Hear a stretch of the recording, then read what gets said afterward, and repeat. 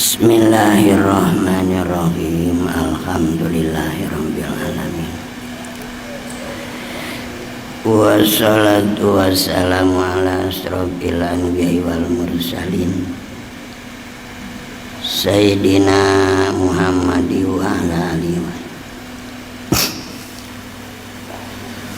qala mu'allif kitab rahimahullah wa nafa'ana bi ulumi amin.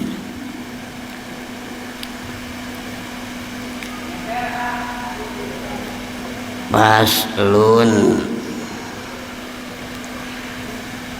awqatus salati khamsun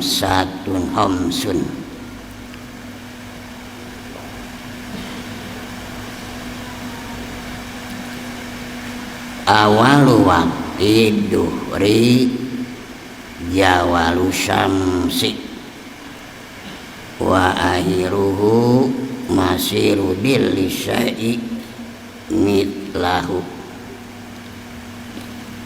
ghairu dilil istiwa'i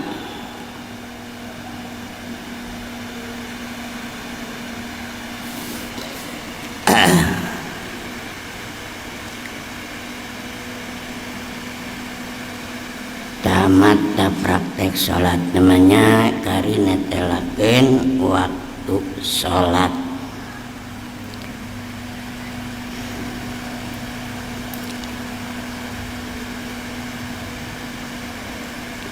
Sabada pasal salam terakhirna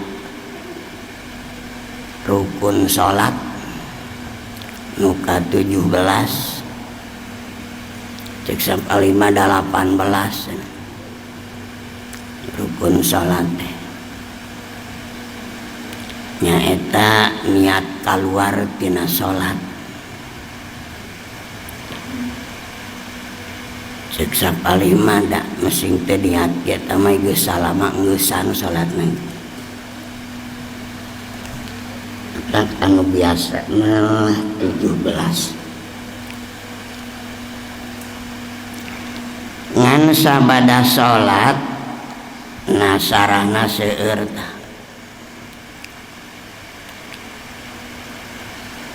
dawuhan Rasul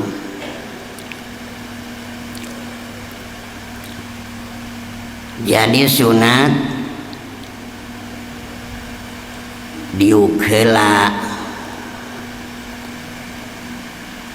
tuluy wiridan tuluy ngadua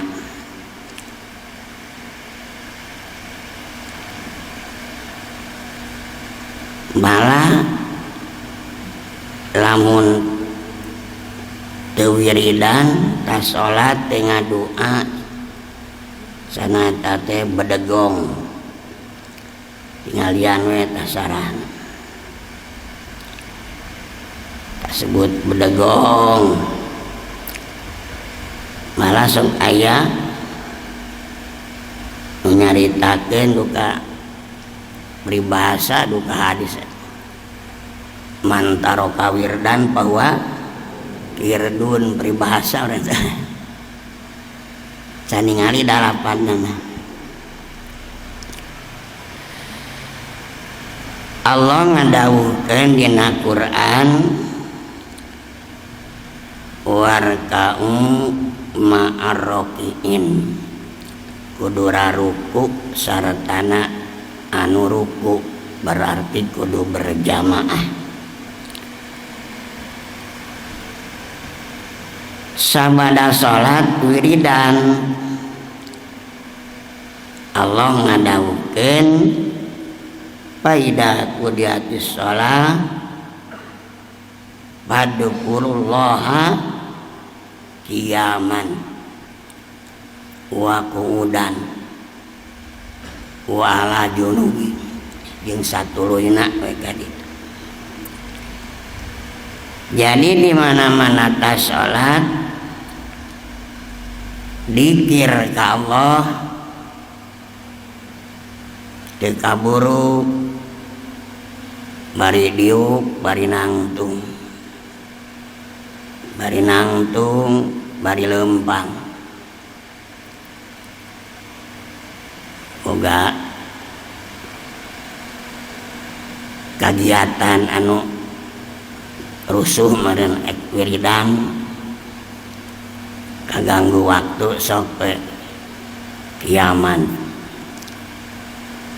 cangkel kiaman wakungudan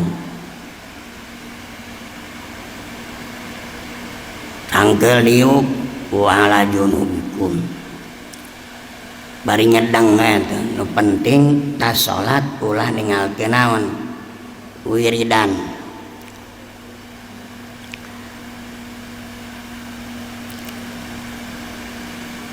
Allah Rasul nyaurkeun da yang sarahna we tinggaliannya bari saya maca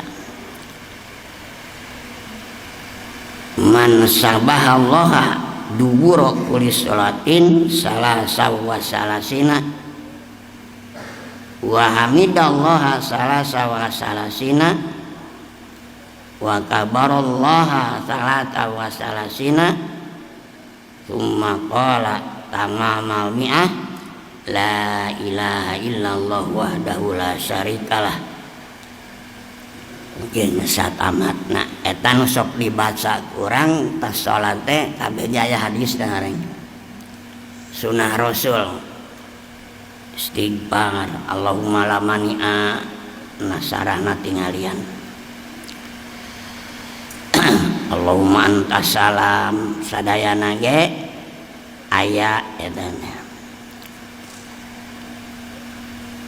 malah wa yusanu ayadlisa bada salati liya ya bidikri wa du'a al waridina ba'da salati li anna tarkadalika japautu iradun bainal abdi wa rabbihi dalam tas salat teh wiridan eta teh kasebat japauh teh bedegong teh di tafsiran iqrad bainal abdi wa rabbihi ngabalir di Allah. Alhamdulillah santri magartol wiridan dah saur rasul man sabahallaha dubura kulli shalah sabada tiap-tiap salat wiridan maca alhamdulillah 33 kali subhanallah halanya subhanallah 33 kali alhamdulillah 33 kali Allahu akbar 33 kali geus kitu sampurnakeun ku la ilaha illallah jadi 100 kali jadi 33 kali 3 berarti 80 salapan jejegkeun ku la ilaha illallah urang masuk 33 kali la ilaha illallah nage eta teh sur Imam Nawawi masuk alah sarupakeun we cenah jeung subhanallah alhamdulillah 33 kali pada langkung bangga 100 bangga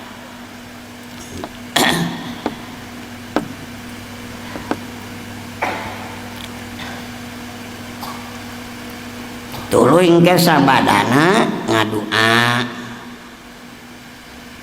ari kasopanan ngadua seseueurna eusi doa teh menta masalah keakhiratan pemisah kadar dunia we gegedena dunia nu dipenta dina doa eta teh bedegong saurna teh teu sopan aya urang sok biasana dunia we dina doa teh nya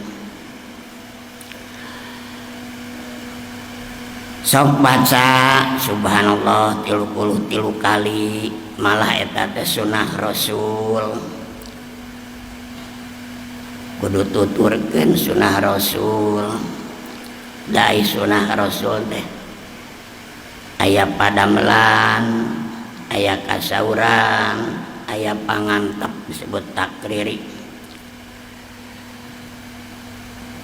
Kangjeng Nabi Muhammad SAW di mana-mana aya susah, di mana-mana aya bunga, ku Allah diwarang nyieurkeun maca subhanallah, nyucikeun ka Allah, ngebersihkeun ka Allah. Subhanallah teh tina sifat-sifat nu teu layak di Allah. Subhanallahi amma yasifuna, maha suci Allah tina perkara anu nyaripatan kaum kafir nu teu aya di sifat Allah, teu aya di dat Allah. Jadi naon sifat anu teu layak di Allah, nu teu aya di Allah, nu ku kafir mah dipake nyipatan Allah padahal teu aya. Subhanallah amma yasifuna. Allah ngadawuhkeun dina Al-Qur'an, wa qad na'lamu annaka yadiku sadruka bima yaqulun fasabbih bihamdi rabbik wa'bud rabbaka hatta ya'tiyakal yakin. Kangjeng Nabi keur loba kasusah kabingung da sifat a'rad basariah nama aya.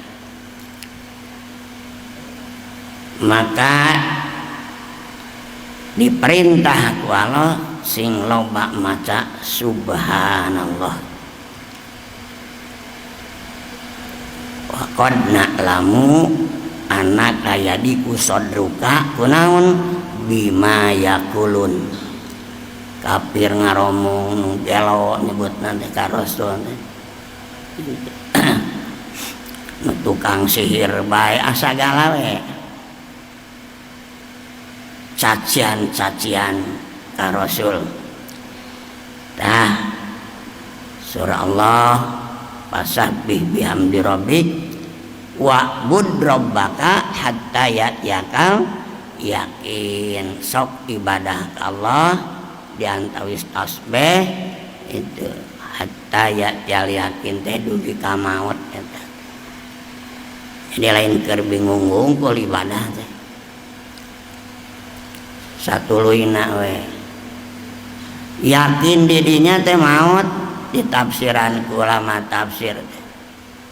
Sebab ari kana maut mah boro-boro mukmin kafir ge percayain diri darek paeh gitu. Dan pada teu percaya teh akibat sabada paeh kafir mah gitu. Tuluy Kangjeng Nabi nuju bunga di piwarang tasbih deui.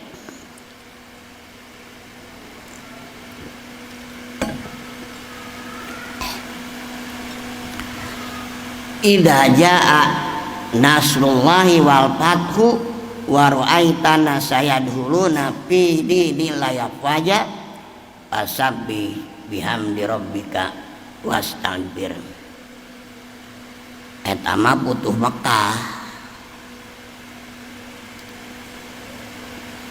Mekah di tangan Kangjeng Nabi jeung para sahabat, para muslimin. Butuh teh dobrak beunang. Fasabbih bihamdi rabbika eta ge da hakikatna mah anger. Bingung di Allah, damel Allah bunga aja damel Allah mentak kabeh pake eling ka saha ka Allah. Jadi datang putuh Mekah nepi ka yadkhuluna fi dinillahi afwaja, berbondong-bondong kafir arasub Islam, malah tanpa ngocorkin darah sakedik-kedik acan. Kabeh ngaralit iwati nu nyumput keneh teh cenah hindun hindun manya nyumput ngan geus dibejan ku baturna teu aya pembalesan ti Kangjeng Nabi kabeh ge dihampura akara nyampeurkeun sabab ngarasa gede dosa kesalahan nepi ka Sayyidina Hamzah waktu perang Uhud dikumaha dibelah dadana dikorowat hatena dikunyah bakat naon pengis-pengisna gitu mentak sieun tapi da kabeh oge dihampura teu aya balas dendam sebab nu kafir sakumaha gede dosana ku iman mah kabeh ge hapus dosana gitu. Tasok baca subhanallah entak mawa tasbih bisi poho mangene cek sapalit senam tasbih mata khusuk cek sapalih mah henteu aku mah buktina we cek nu henteu eta cenah subhanallah teh aya we nah hate teh ngadaguan ti pentogan apa pentulna ini jadi teh khusuk cek sapalih khusuk teu milang eta bae musik-musik eta ngan kedi mah ti pentog ganti deui basa wiridanana eta kumaha buktina we jalmana kumaha jelmana pintu aya anu ngamakum ngamaknaan sejen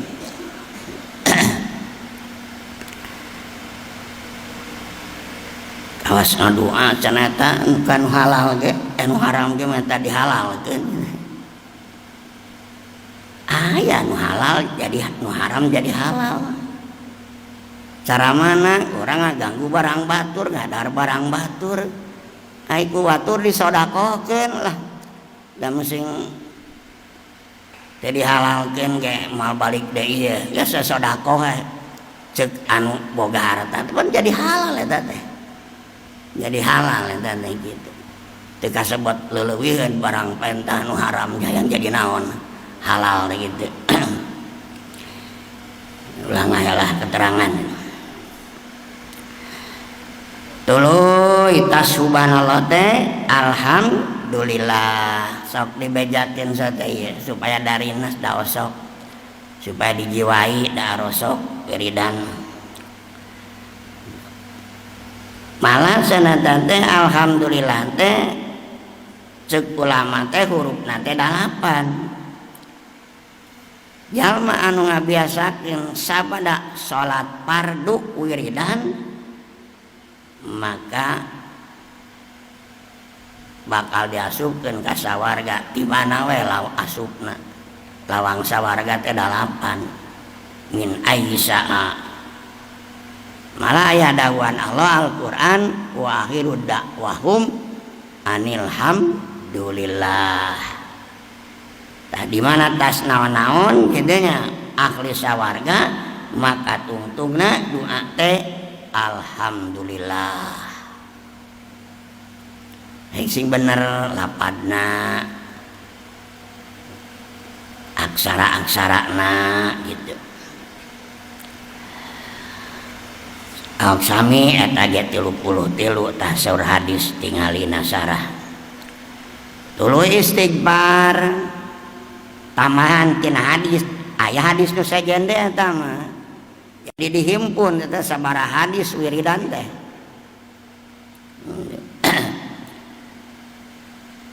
Allah ngadawukeun dina Al-Qur'an istaghfiru rabbakum innahu kana ghafara yursili samaa alaikum midrara sok kita istighfar ke datang hujan gitu nya sawabiana hujan kapan sababiana rizki di atasna hujan turun hujan di langit wayum didukum bi amwali wa banina wa yaj'alakum bakal loba hartana loba turunanana wa yumdidkum bi amwali wal banin.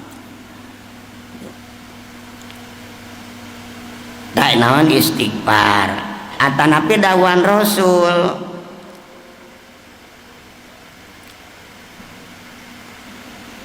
man aksaro minal istighfar ja'alallahu min kulli hamin parajan wa min kulli daikin makhrajan wa yarjuku hu min haitsu la yahtasib. Itu mata kelobari niki sajabana dihampura Allah teh. Tuh kadituna ditambahan deui ku sholawat, keterangan saja eta mah deui. Sholawat malah jalma anu loba maca sholawatna ka Kangjeng Nabi bakal loba pamajikanana di sawarga teh. Sok sing loba we macana. Mangkani pamajikanna ge widadari gareulis. Teu pareot. Aya awewe kumaha nya? Eta mah dibere kaistimewaan teh jadi sayyidna widadari teh gitu.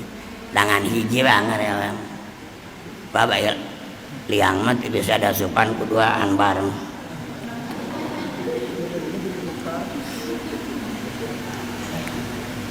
Jadi istri ti sawarga ti dunya asup ka sawarga jadi sayyidna hitenya widadari artina panggeulisna hitenya panggeulisna dibandingkeun jeung widadari teh gitu.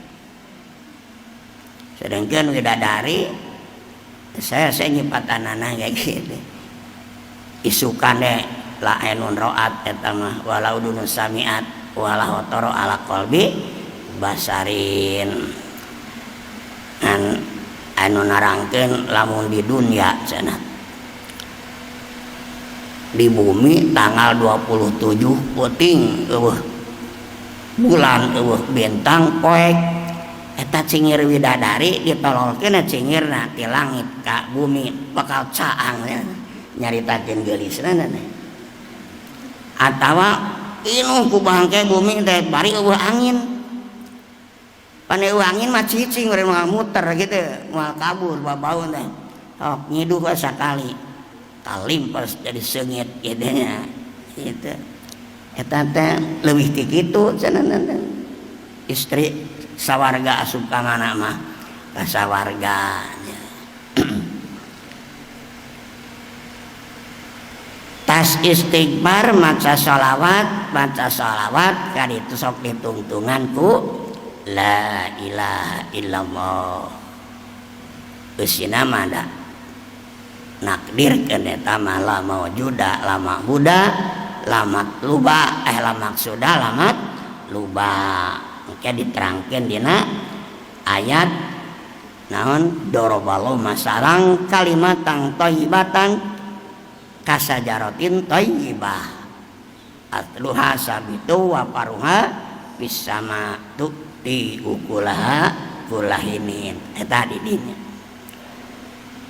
Jadi tangkal kai anu alus kalimah thayyibah teh kasajaratin thayyibah asluha sabitun tangkalna nancep di bumi wa paruha bisama racung kaluhur jalma di bumi itu nu macul nu ngaramet nu dagang sabitun tapi lamun amalna make jiwa kalimah thayyibah laku kalimah thayyibah wa paruha bisama kalangit jadi catatan amal laku lampahna teh tukti ukulaha kulahinin tangkalan anu hebat tadi nurunkeun buah-buahnya kitu jalma anu ibadah berjiwa kalimah thayyibah maka turun barokah ti Allah.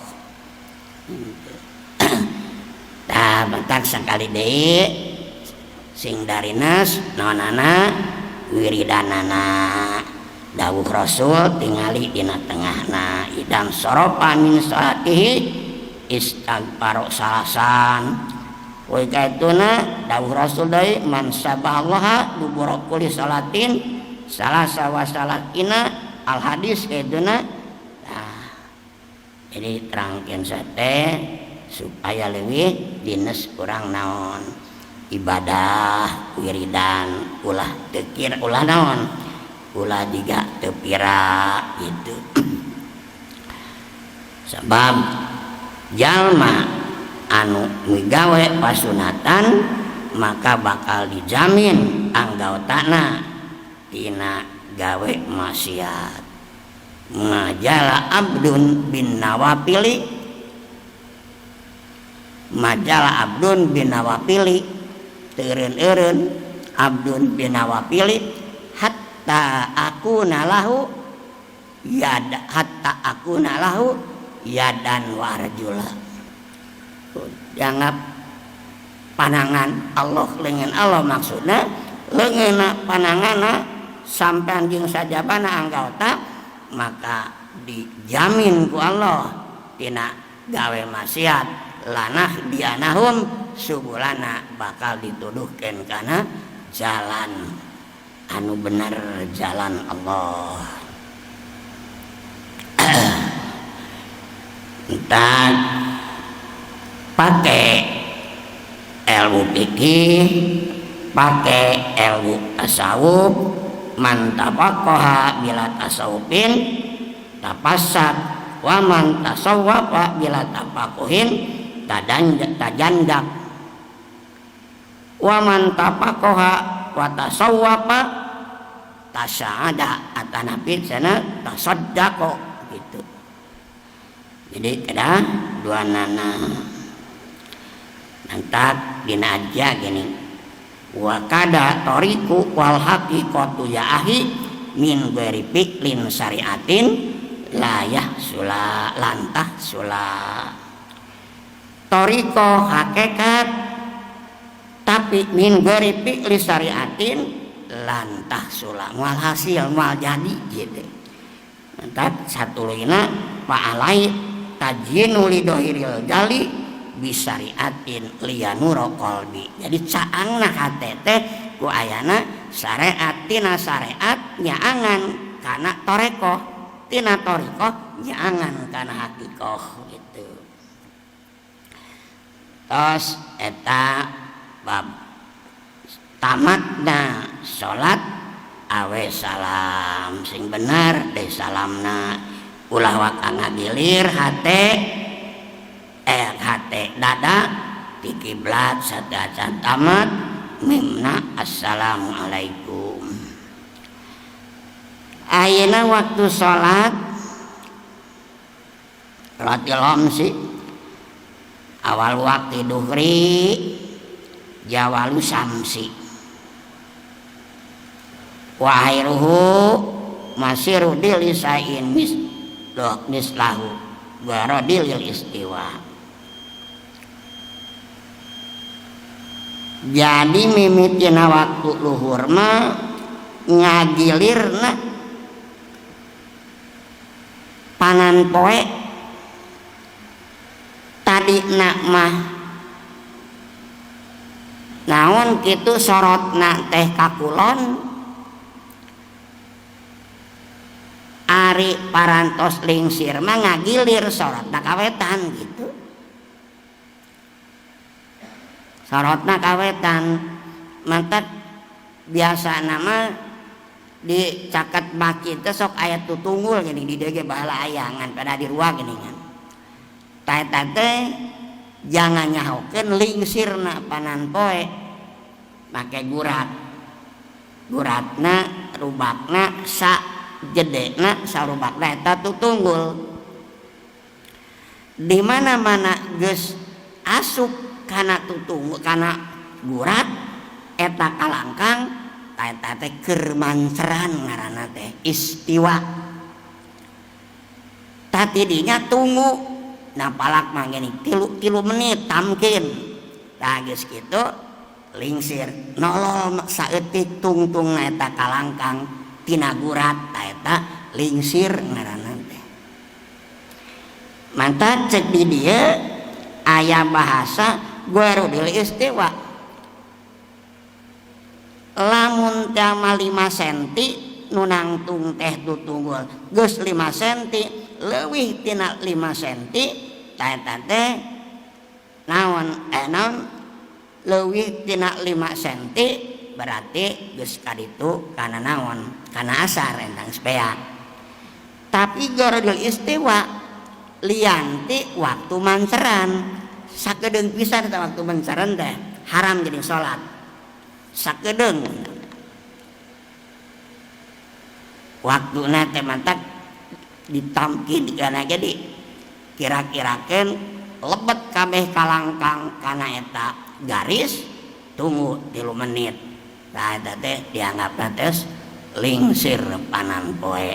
Datang waktu lohor engke beakna geus misli geus sarua mun nu jangna nu nangtung teh 5 cm eta ge geus 5 cm itu geus 5 cm ngan sok aya wae kalangkangna waktu manceran teh aya wae kalangkangna waktu manceran tah eta teh tamahkeun mun tadi aya 5 cm aya nama geus leuwih tina 5 cm itu jadi ditambahkeun eta tina naonana tina pokokna gitu.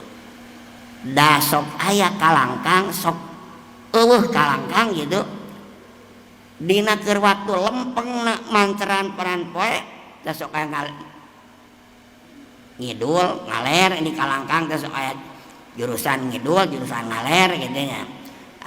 Keur halodo keur ngiji beda teh jurusan paran poe teh jurusan kalangkang teh.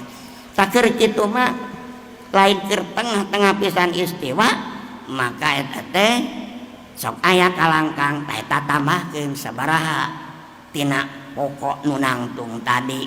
Mun tadi 5 cm geus leuwih tidak eta sok tambahkeun gitu. Geus beak eta waktu naon? Waktu eta mislikna gitu. Ngan cenah sok aya waktu nu eueuh teh bakat lempeng pisan kitu dina ayana ge katincak kitu kalangkang teh. Eta mah 24 Maret pamit lepat mah zaman ngaji palak baheula. Eta teh sok eueuh sadada teh. Eta mah geus pas pisan panginten kitu nya. Geus pas pisan gitu. Siji waktu duhur dawan Allah inna sholata naon makutan teh ayat teh inna sholata alal mu'minina makutan tadi waktu-waktu itu ngan diatur waktu nama eta teh ku pikih itunya pikih dicaritakeun wa waktir asri ari waktu asar idasaro dilikulisain mislahu bisarwa nu boga kalangkang jeung naonana jeung kalangkangna orang mah teu hese lah sabab geus diatur ku ahli palak aya jadwalna jam sekian eta we ngan alusna cenah eta jam teh alusna jam teh 3 poe sakali mah akurkeun ta jeung kalangkang teh akurkeun jeung kalangkang gitu da sok aya kurangna aya leuwihna aya jama gitu alusna mah kitu urang mah taranya percaya we wajada qalilan salsaiti we tamah wairuhu guru busamsi disuruh panan poe beak pe waktuna gitu. Wa waktu maghrib guru busamsi wairuhu guru busabakil ahmar maghrib mah suruh pe panan poe aya mega beureum beak eta beak datang waktu naon waktu isya itu.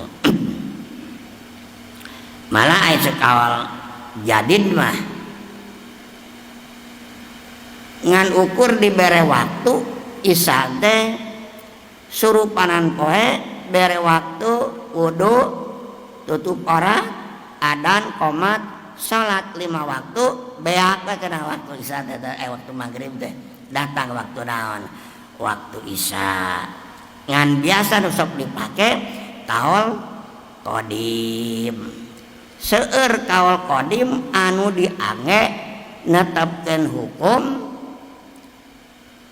anu asal pokok kaul qadim di mana pagedug jeung kaul jadid eleh kaul qadim jadi nu dipake kaul jadid ngan di mana kaul qadim aya muaddid anu nguatan ti akabir ashab Imam Syafi'i maka pake eta tah maghrib ge urang sok make kaul naon kaul qadim itu dasar dengteng dan eta mah model jumaahan kurang tina 40 itu kaul qadim da kaul jadid mah kedah 40 bae tapi aya muaddid anu muatan maka tiasa diamalkeun malah bisa dipatwakeun.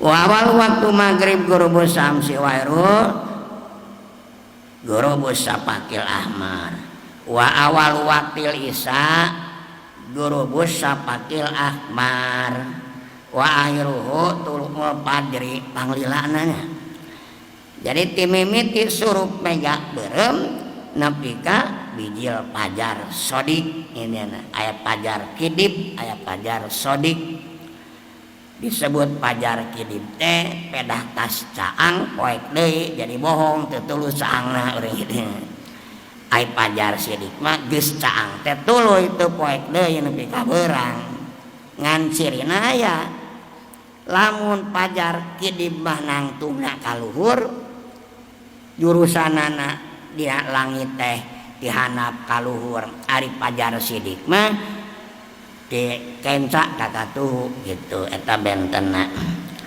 wa walu waqti subhi tulu'ul fajri as-shadiq wa akhiru tulu'us samsi panglila mah salat naonnya salat isya tapi salat isya ge anger afdol nama awal waktu gitu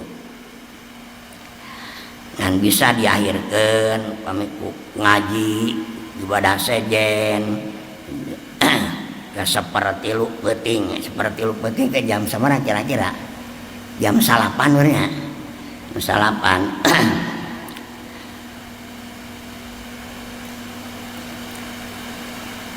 amanah wahir watul samsi al aspaku salah satuan ahmaru wa asparu wa abyadu wa ahmaru ayak mega teh anu berem ahmar teh aspar koneng abyad bodas gitu.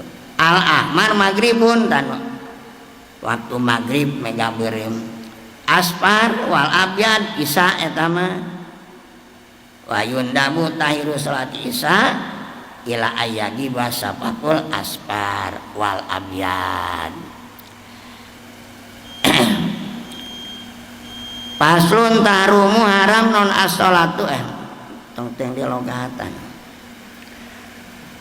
tarumu eta ningal ngoragi jalma-jalma balarada tara di logatan asup kitu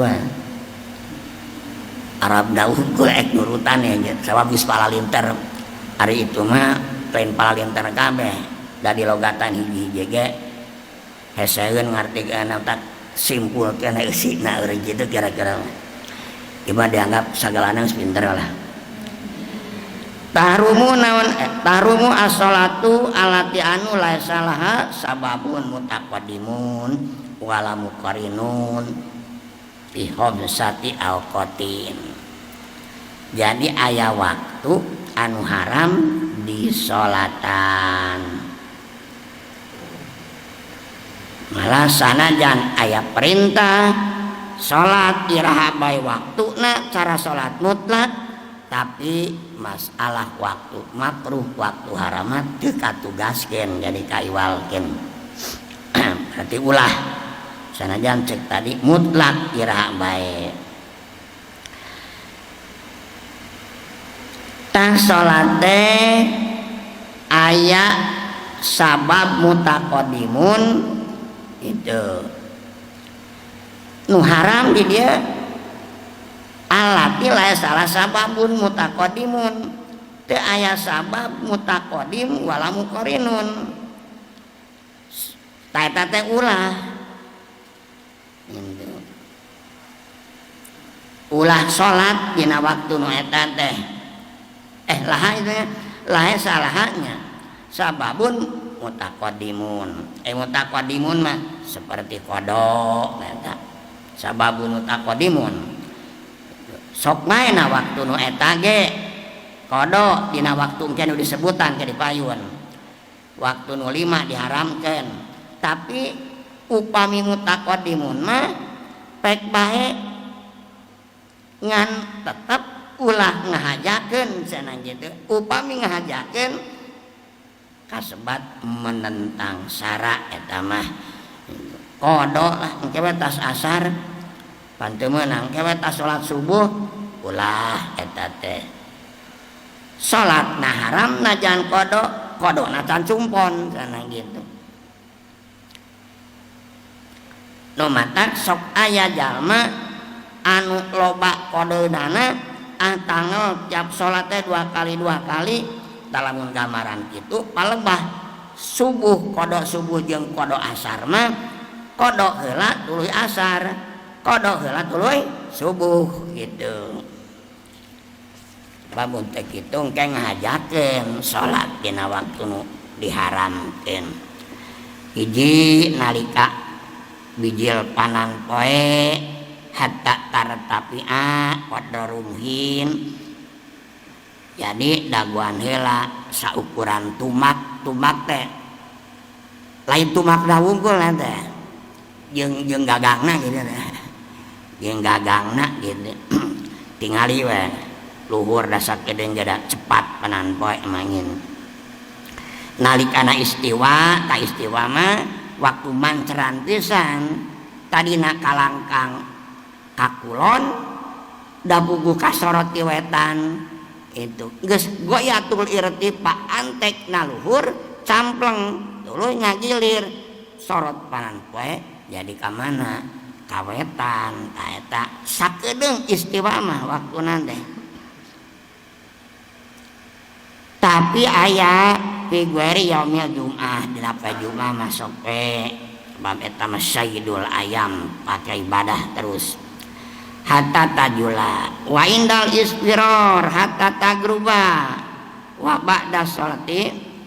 Nah jadi di mana geus surup panan poe edan kararoneng nepi ka surup da geus surup mah salat naon magrib. Walamun kieu entar salat magrib itu nya entar salat magrib tapi geus kararoneng sedangkeun haram entong salat magribna tak kumaha eta sok salat magrib sabab lamun teu salat magribna 2 rakaatna nya ngahirkeun nya ninggalkeun gitu oke salat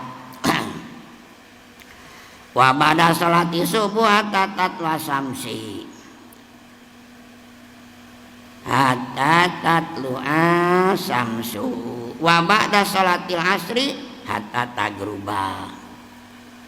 Jadi paslun saktatu salati sitatun dina keur salat teh aya repeh heula tong dibuluyur baina takbiratul ihram wa du'a ibtitah Allahu akbar eureun heula ngamekan napas dina tuluy katuna Allahu akbar kabira halus nama gitu Allahu akbaru kabira ta ulah Allahu akbar kabira urang sok disukunkeun ya badan teu naon beureung sukunkeun da ngan kuduna di barisan Allahu akbaru kabiro. Kan ada ayat salah baris anu jadi batal salat, aya anu teu matak jadi batal mun teu karobah makna tak sing benar. Pembacaan terutama rukun kaulik dina salat, apikan tarasakeun gitu. Wa baina dua ibtita wa ta'awud, ta memeh ta'awud teh sababet kita repeh heula ulah dilangsungkeun di antare salat teh. Wa baina Fatihah wa ta'awud sami a'udzubillahi minasyaitonir rajim akara kadita bismillahirrahmanirrahim. Wa baina al-Fatihah wa amin, tara Fatihah jeung amin orang can bisa ngeredet bantu biasa ini. Jadi tas Fatihah teh ulah langsung amin tapi nan eureun heula gitu. Oge rek kawinan imam ge anu sama eureun sabab imam ge aya eureun aya maca robik firli ke bareng amina. Biasa urang mah dageus biasa sok langsung naon amin, sunat nama tunggu heula eta teh. Wa baina amin wa surat, antara amin jeung surat, da sunat maca surat itu. Tapi lamun makmum bareng jeung imam nguping bacaan surat imam teu sunat makruh teu datang teng maca surat makmum mai ka kuping mah. Ngan lamun teu ka kuping makmum jauh berenang itu makmum naloba teu ka kuping atawa deukeut ge makmum imam na meusan urang we makmum maca naon surat atawa aya makmum maca surat